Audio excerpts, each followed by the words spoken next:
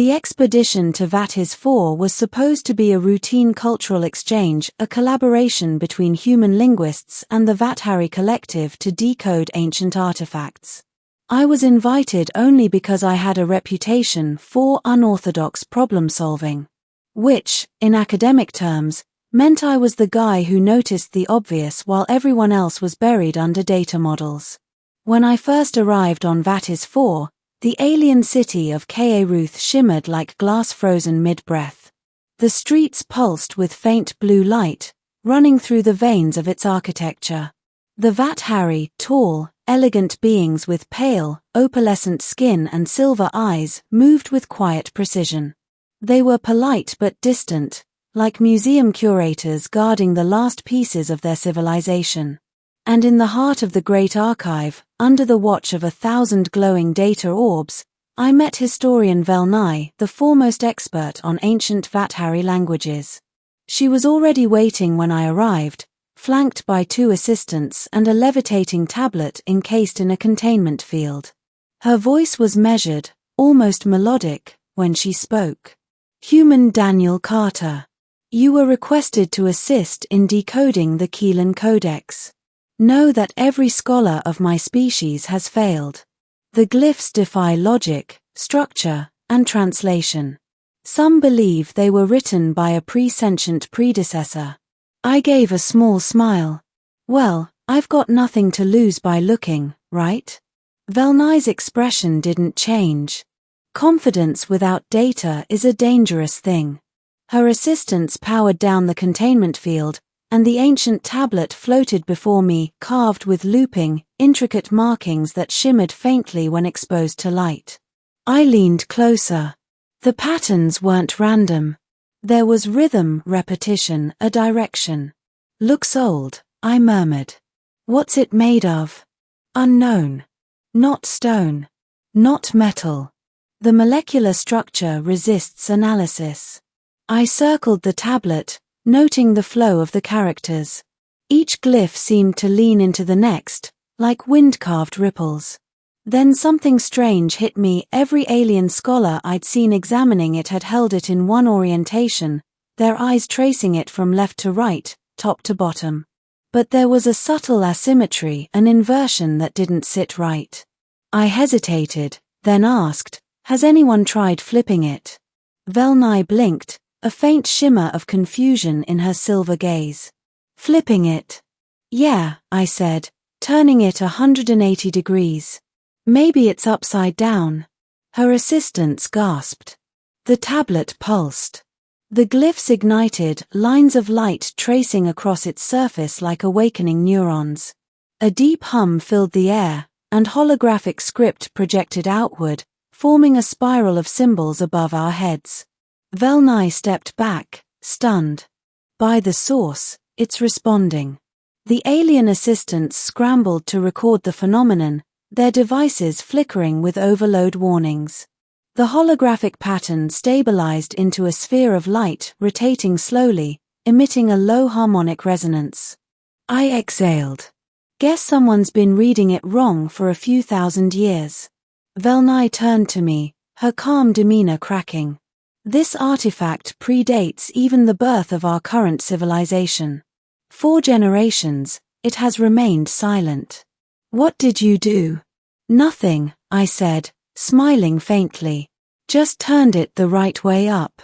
Chapter 2, The Language of Echoes. Once the initial chaos settled, Velnai ordered the archive sealed for analysis. The once quiet historian was now visibly agitated and fascinated. The tablet had begun to project what looked like recorded memory sequences, faint holograms depicting figures of light, humanoid, but not quite Vathari. Each figure moved rhythmically, forming gestures that aligned with the glyphs on the tablet. Velnai translated as best as she could.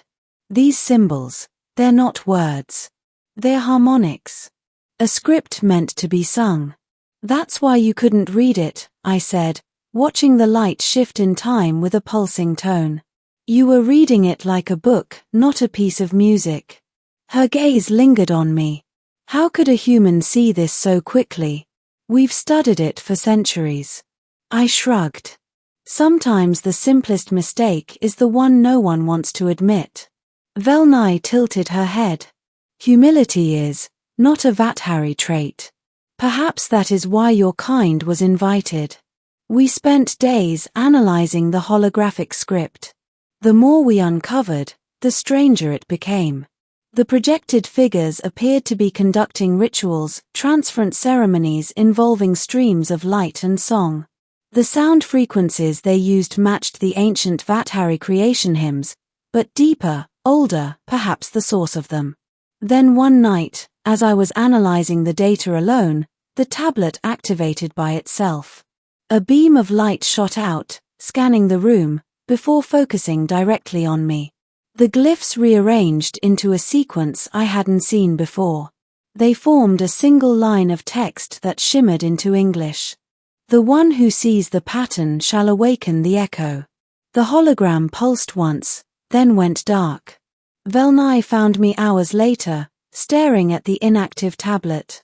You touched it, she said softly. Not a question, a statement. It touched me first. Her silver eyes glowed faintly. The codex responds to resonance, emotional or harmonic. If it has chosen you. I'm not chosen, I interrupted, rubbing my temple.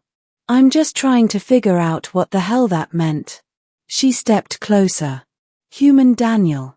The codex has spoken to no one in 10,000 years. You may have just rewritten our understanding of history. Chapter 3. The Song of the First Ones. Over the next several weeks, Velnai and I worked side by side. The more we decoded, the more I realized the artifact wasn't just historical, it was alive.